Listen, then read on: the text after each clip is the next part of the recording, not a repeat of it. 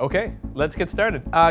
Welcome to the second Fireside Chat. My name is Will Creeley, and it is my honor to be joined here today by two of my colleagues. We have Brynne Madway, staff attorney, and Adam Steinbaugh, senior program officer here at FIRE, and two of the smartest folks I know, to talk about a couple of issues that we are chewing over here in the FIRE offices this week. And really, never a dull moment. We had plenty of stuff to choose from, but anytime you get an opportunity to talk about Anthony Scaramucci, I think you have to take that opportunity, and that's what we're going to start with. The Mooch is back in the news. This time there's a campus angle, so we were all over it. Adam, what's happened? Well, Anthony Scaramucci was offended that the Tufts Daily, which is one of the biggest newspapers in the country, I mean, just an audience of millions, yeah. A student had the audacity to write an op-ed, an opinion piece, in the Tufts Daily, saying that Scaramucci was unethical. And being called unethical is sort of the thing that you sign up for when you represent the White House for however long. For any party, no matter what? For any party, no matter what, since the beginning of time, if you set foot in the White House as an official, someone somewhere is probably going to call you unethical, and that's a matter of opinion. Right. Scaramucci, however, believes that that is a statement of fact, and he believes that it is false. So he hired a lawyer, and they sent a scary letter to the newspaper and to the student saying that if you do not apologize to me, we are going to take legal action. Yeah, let me read from that letter now because it's kind of extraordinary. I have a copy of it right here. It's available on our website, thefire.org. This is authored by Samuel J. Lieberman, Esquire. And just to your point about opinion, neither Mr. Caballero, who is one of the student opinion writers, nor the Tufts Daily can credibly hide behind shield of opinion because the article plainly presents as fact alleged Scaramucci conduct. Alleged Scaramucci conduct, it's a great phrase, as unethical and dishonest. The article's allegations are not presented as opinion, but rather as false facts, claiming Scaramucci is, quote, an unethical opportunist who, quote, sold his soul and, quote, makes his Twitter accessible to giving comfort to Holocaust deniers. And your repetition of the unethical charge in the November 13th, 2017 follow-up article is further proof of malice. Having published these false allegations, you cannot escape liability for these baseless allegations unless you retract them. So they're saying these are plain statements of fact. And the analysis is that's not right. That does not even approach being right. That's a nice opinion, but when you write something in an opinion page in a newspaper, a court trying to figure out whether or not a statement is a statement of fact or opinion, they're going to look at the whole context of it. So if it's on the opinion page of a student newspaper, most people are going to assume that this is somebody's impression of Scaramucci based on the his total course of conduct in public. They're not going to assume that this student has some hidden new information that he's referring to, saying, oh, I've learned something about Anthony Scaramucci that nobody else knows yet, and he is an unethical character based on what I know. They're going to assume that that is a statement of opinion based on all the news reports about Scaramucci. Yeah. So him speaking with a reporter thinking that he's off the record and insulting his colleagues and making a number of remarks about other members of the Trump administration, and telling that reporter that unless you disclose your sources, I'm going to start firing people here at the White House, yeah. which one might say that is an example of unethical conduct. Well, which, is my opinion. Yeah, it's your opinion, right? So this is the crux of the test here. Brynne, let's get you in on this. Are you telling me there's no way we can measure whether or not somebody has sold their soul, right? So if there's no objective analysis there? No, I mean, there really isn't. I think this is about as much of an opinion as you can have. And I mean, I think this is just a sort of heavy-handed tactic designed to suppress an opinion that he may not like, but it's an opinion nonetheless, and it's just not defamation. I think this is a really clear case of just an opinion someone doesn't like and an attempt to silence that opinion.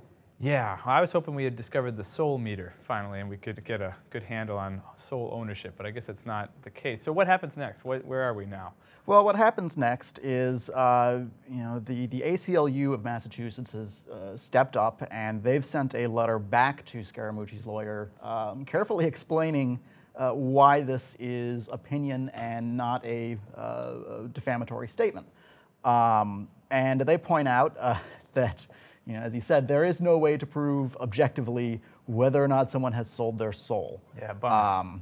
And they point out that, in the movie Pulp Fiction, they open the briefcase and apparently that's the soul in there. So if you can open a briefcase somewhere and prove that your soul is inside it, maybe you can prove that's a defamatory statement or that you have one.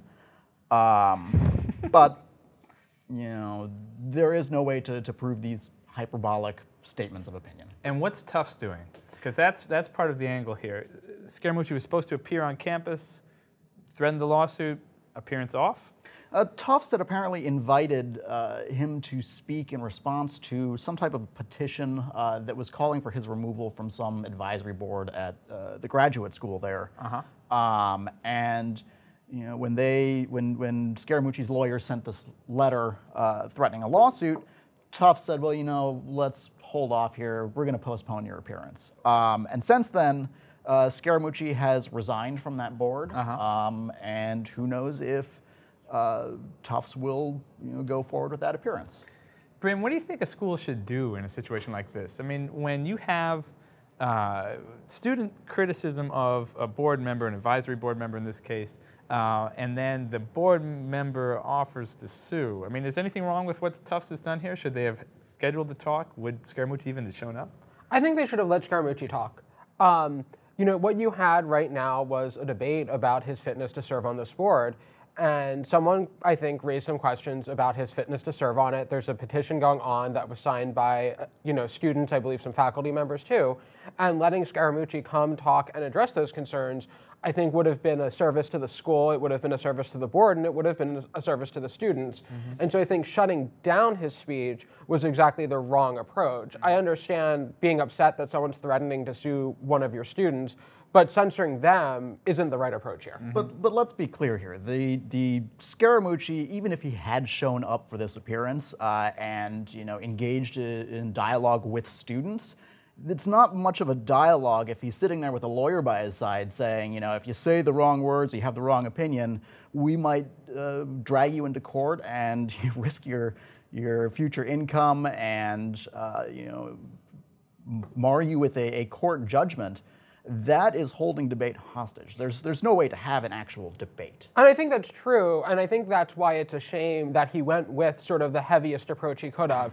The right approach here, I think, would have been to just sort of take the criticism and say, I'm a public figure, and I work for the White House, and people are not happy with that. And I think that, going back to what you said at the very beginning of this, if you work for the White House, if you work for the government, you're going to get criticized, and I can't think of an official in any administration who hasn't come under criticism. Yeah, it just kind of comes with the territory, right? I mean, if you're in power, people will criticize you. On that point, things Scaramucci could have done differently. Now, I somewhere had in this pile of papers, I can't find it now, an op-ed or an open letter that the Mooch published on the Scaramucci Post, which is his website. And I read it, and it seemed like a perfectly reasonable response. Maybe even a little boring, right? It's not as exciting as the threat of a lawsuit. But it seems to me if he had just sent out that response, first of all saying, hey, I do have a soul, I'm in sole ownership of my soul, I am not unethical, I don't always agree with the White House, but people always disagree with the White House, whomever it is. If he had done that, then we might have had a dialogue. Here, maybe the threat of the lawsuit is what was the real problem. Does that sound right to you folks? Yeah, I mean, I think once you threaten a lawsuit, you're escalating things. Right. I've read his letter, I've read the op-eds, I've read the lawyer's letter, and I think if he had just written that open letter, he'd probably still be speaking on Tufts campus. We wouldn't be having this conversation, and this would have escaped notice rather than him being embroiled in a multi-day controversy. Yeah, okay. I mean, on the other hand, like I say, Scaramucci's back in the news. Maybe that's the whole point, right? Maybe the threat of the lawsuit ups his brand somehow. I don't know. We will stay tuned. Maybe we'll have an update on this in future episodes. Okay, so that's Scaramucci. Any other last words on Scaramucci? We good? Though we are loath to leave the discussion of the mooch. Let's turn now to University of North Carolina, where we had an ongoing dialogue with UNC for, I don't know, months, years, about various speech infractions, and we were pleased recently to award them our green light. That's FIRE's highest rating for published policies that impact student and faculty speech. But as we are often quick to remind administrators, students, and faculty members, just having a green light doesn't mean a school won't do anything in practice to threaten student rights. And so we were disappointed to read about a recent controversy that started with students protesting Silent Sam. Brynne, can you tell us what Silent Sam is? So Silent Sam is a statue on the campus dedicated to, I believe, a Confederate veteran. Okay. And is it a particular Confederate veteran? I think it's just like a stand-in for all Confederate veterans, right? I think so. Yeah. Erected in 1913 to honor UNC alums who fought and died in the Civil War. So they're protesting the statue, saying get this off campus. And what does the UNC Police Department do here? What's the controversy? So the controversy, and I find this amazing that the university would do this, is they actually embedded a police officer in a student protest group. Yeah. And the students, I think, they became friends with him. They had a couple conversations with him, if I'm remembering this correctly.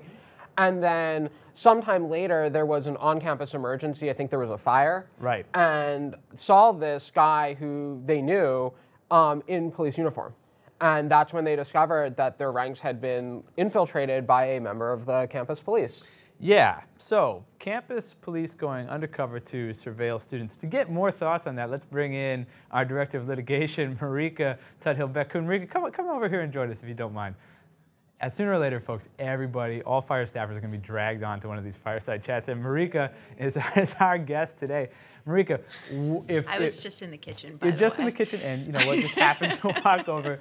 All right, so universities, we know, working here to defend student rights at Fire, that universities are always intensely curious, sometimes creepily so, about what their students are thinking and saying. What can a university do to keep tabs on student protesters? Should they do anything? Well, they could, unlike in this case, just come out in uniform, right, and observe student protest. And if they have a suspicion that there might be safety concerns, that there might be unrest, that there's no reason, or at least I don't see any reason in this case that the officer shouldn't have been out there in the uniform saying exactly that. I'm here to maintain safety. I'm here for these purposes. The infiltration was the real creepy part of that. It's posing as Victor, I think was his fake name here. Got funny quotes from the local ABC affiliate about students interacting with Victor. Here's a graduate student saying, "He told me he was an auto mechanic in Durham, that his brother owned an auto body shop, that he was a war veteran with PTSD. We were about bringing people in. We're about being inclusive. So my thing was like, great, awesome. Thank you for being here to support us and help us." And they said they interacted with this guy regularly, but he never let on that he was a cop. Adam, is that beyond just being kind of, shady? Is that some kind of unethical practice? Do police departments do this all the time? Well, I don't want to defame anybody by calling them unethical. Yeah, but, that's right. Be careful. I think that the reason that you might embed a police officer, purportedly for the safety of the students, is because the students might not trust the police. Mm-hmm. But if you embed this guy, and then he's going to be in uniform on campus later, the students are going to see him, and they're going to realize, hey, wait a minute, you lied to us about who we are, or who you are. Yeah. That's not going to build very good relations or help students trust police in the future. Right. So if you really wanted to protect them, you send the police over in uniform and you have them tell the students, look, we want to make sure that you're safe. We will be right over there if you need us. Here's our cell phone number. Here's a way to contact us. If something happens, we're here for you. Let us know how we can help. Right. And That's not what they did. Yeah, that's not what they did. And if the university wants to know what the students are up to, maybe they ask them. Yeah, this strikes me as just the exact wrong way to go about this. There were so many better ways to do it, and instead they picked sort of a heavy-handed way that was just going to build mistrust and infringe on First Amendment rights. So Fire blogged about it after the local media picked it up, as this ABC affiliate and others picked it up. And we pointed out that in 2006, the ACLU of Northern California wrote a guide of best practices for law enforcement surveillance of First Amendment activity. And one of their main points was to say that when you surveil people, you should only do that when there's a reasonable suspicion of criminal conduct, right? I mean, you can't just surveil people for talking about what they're going to say publicly, talking about the exercise of their First Amendment freedoms. What has UNC done since this has become public? Has there been an apology? Has there been anything afterwards?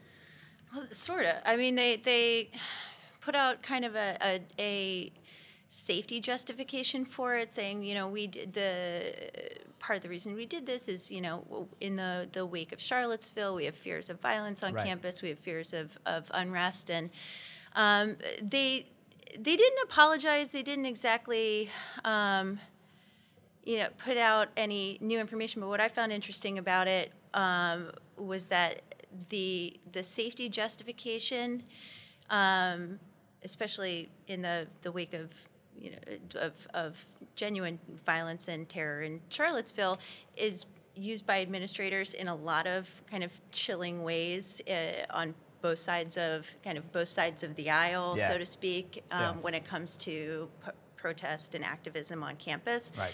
You see a lot of like security being used as a justification a lot of times by administrators without the kind of facts to back it up. Mm-hmm. Yeah, we've seen safety used to justify all kinds of things, right? Whether it's keeping Richard Spencer off campus, or surveilling the student group here, or keeping George Ciccarello out of Drexel's classroom. That's right, keeping professors out of classrooms. Yeah, safety is kind of this great trump card catch-all. One of the things that we always bang on here at FIRE is to make sure that those invocations of safety are transparent, right? If you talk to police, you have threats, well, you know, let people know about that, right? You can't just decide, well, safety is pretty big concern these days. How about safety, you know, for a censorship justification? Okay, so advice for schools moving forward when it comes to surveilling student protesters? Don't. Yeah. And I think exactly like you said, transparency. Yeah. I mean, there's no reason to use heavy-handed tactics that have kind of innate chilling effects when there's for no good reason. Right. If you're exercising your First Amendment rights, that's it. End of story. All right. Any last thoughts on that one? I think that if there's really a safety threat somewhere, the people you should probably be telling are the people you're apparently trying to protect. And if you don't tell them, hey, we're aware of a specific threat against you, they're not going to believe you when you come back and say, we had to embed officers within you for your safety. Yeah, that's right. Yeah, I think transparency is key here. And there just wasn't any transparency here. And, you know, the end result of this is really awful. So. Yeah. Hey, I'd be remiss if I didn't, thinking about our director of litigation, our staff attorney here, didn't ask folks to go check out our Stand Up for Speech litigation project case at Western Michigan University, which involved rapper and social activist Boots Riley, right? Yeah. And so Boots Riley was being brought to campus by the Kalamazoo Peace Center, a group at Western Michigan. And I love this one, the chief of the University Police Googled Boots Riley, found out that he had been involved in the Occupy movement back in California, and then said, yeah, he can come to campus, but since he's involved in Occupy, we're going to have to embed undercover officers in the crowd, you know, just in case like you decide to occupy something. I don't know what the justification was there. And we did bring Western Michigan University to court and got a good settlement there that resulted in the revision of a lot of policies. So that's FIRE angle on student surveillance. Safety and controversy. Yeah, safety and controversy. Who knows what we'll be talking about this time next week. My inbox is probably like doubled in size since we've been talking here, so I'll let everybody go. Thanks again for joining us, and see you next time. Cool. Good. Done. Thanks, everybody. Take two. Let's do it again.